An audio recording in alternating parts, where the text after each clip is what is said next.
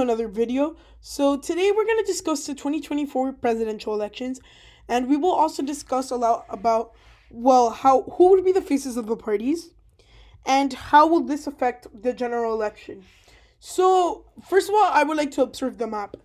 Looking at the map, we can see that states like California, they're saying the same. Oregon, the West Coast, which are reliably Democratic, will have more change. Where will we see a lot of change? Well, in the eastern states. So we can see Florida has gained a couple electoral votes, North Carolina has gained one, and then we see in the north, we've seen Pennsylvania, Michigan both lose, Ohio lose. But where are these electoral votes going? Well, Texas, it's gained three electoral votes. And I think going forward, Republicans need to win Texas now that it has 41 electoral votes. As soon as Republicans lose Texas, done deal. They're not winning another presidential election for a long time. I think it's going to be the same type of effect that we saw in the mid 20th century when we saw the Republican grasp of the United States presidency. So today, I'm also gonna go over who are the prospective faces. So for the Republicans, I think they want to go for someone in 2024 for a party leader that's one sort of tied to the Trump administration, but it's not a full face member. And number two, they want a party establishment type. They tried the Donald Trump thing, the narrative, it went well, but I think party fatigue will now kick in, and they're gonna look to nominate someone who is less Trump like and more like the regular establishment Republicans, sort of like Jeb Bush. And who is this one person I'm thinking of? Well, no one more or less than Nikki Haley. We've seen that Nikki Haley has shown a lot of leadership in the Republican Party as of now. She's been on the UN ambassador, involved in the Trump's administration, as well as she served as South Carolina governor, and all these things will help her in the race.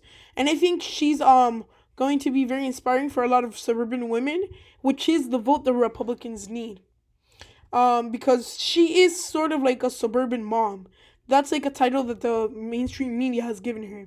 So if a lot of Republicans think of Nikki Haley like that, she will have a great shot at the presidency. But enough about Republicans. Who will be the face of the Democratic Party? Well, the Democrat Party is a lot more uncertain because I think it is very probable that by the time we get to 2024, there's going to be kind of two party establishments: the progressive establishment and the moderate establishment. In this case, I think in 2024, I think Biden and Bernie Sanders, which are the two top names right now in the Democratic Party, will be gone, and they're going to give slots to new people. So I think AOC will take on Bernie's role, being there for a very long time. But I don't think that side of the party will win in 2024. They will be growing, but definitely not winning. Who will take on the moderate side of the party? I think it could either be someone like Kamala Harris or Amy Klobuchar. But I think Kamala Harris is a safe bet. She is more of she has a role experience as Attorney General in California. She's now the senator. She's a high-ranking Democrat. She is very popular amongst Democrats and independents. She has a little bit of a background with justice and all those things, which will help her because those are some of the issues that are coming back into light right now in America. So I will say definitely Kamala Harris will be the Democratic Party face for the couple years after the 2024 election. But today we're gonna go over the exact why would I think the generic versus generic would be look like. So of course we have our safe states like California, Oregon, Washington, Nevada, Colorado, New Mexico. At this point, these states that voted for Hillary Clinton slightly or heavily will be safe. Virginia, it's been a huge Democratic trend. At this point, it will be safe. The state of New York, Illinois, Minnesota, at this point, all those states will be safe Democratic states in the presidency. When we're talking Senate elections, House elections, governor elections, that might be a different story. Maine at large, and both of the districts, I think, will be safe at this point. And I think that leaves us at, yeah, that looks like about right. So now we will look at our safe Republican states. So, I need to first forgetting something. Hawaii. So, safe Republican, we're going to have our regular states. Wyoming, they're gaining population in Montana, South Dakota, Nebraska, Kansas, Oklahoma. Texas is not safe anymore. Utah, Alaska. And we can see that where are the places that are gaining more electoral votes? Well, A, we can say it's places that are trending more Democratic than Republican. And that will be very unfortunate for the Republicans because that means, well, they're losing a lot of electoral votes from those places. And the places that are getting trending Democratic will be gaining more, meaning that they will be getting more votes.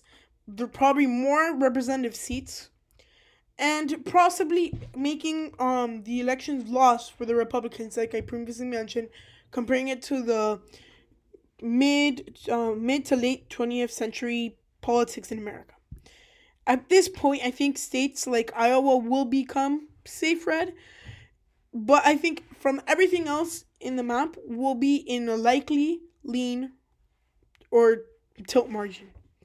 So, what are the lean of the likely Democratic seats at this point? States like New Hampshire, Wisconsin, I think will be likely at this point. Party fatigue will start to kick in. States like Arizona, I think at this point, it's growing Democratic at a very, very large pace. This election, we might be seeing it going at likely margins. Don't be surprised if Arizona is a likely seat by the time 2024 comes. Now, some lean Republican seats, well, states, we could say the state of Texas at this point will be likely. But I think realistically, at this point, it would be more like a lean state, which will make it very, very hard for the Republicans to win the presidential election in the future if they lose states like Texas. Other states, I think, at this point, Ohio will also become more reliably Republican. I think in the 2024 elections, we could probably see Ohio vote more to the right than Texas. Hard to believe, but not impossible. Now, looking at more, we can see more lean states in the state of, I think, the state of Pennsylvania, it will go for Donald Trump in the best case scenario for Donald Trump.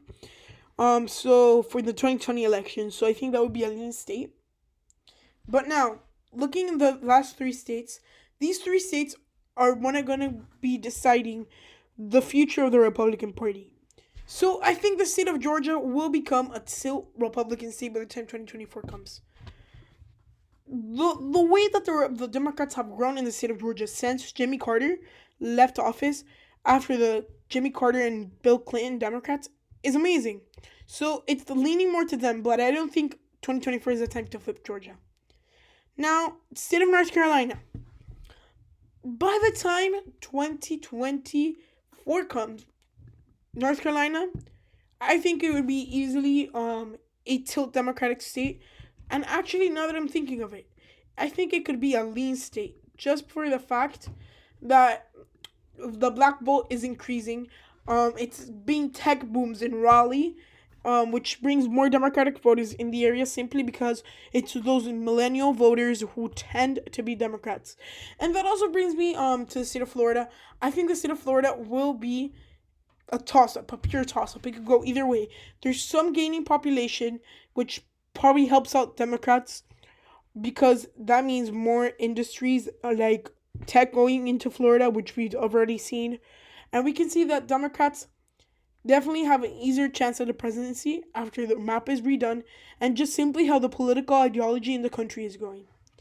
Bringing me to my next point, which is the states that are gaining electoral votes like Montana. Those states will definitely hurt the Republicans. That means that we can see already in small cities like Boise, Idaho, Democratic presence. And all these things will definitely help the Democrats out. One by one, we're going to see, I think until like the 2050s, 2060s, Democrats will have a big control in the presidential election until extreme party fatigue will kick in and simply kick them out of power, giving power back to the Republicans.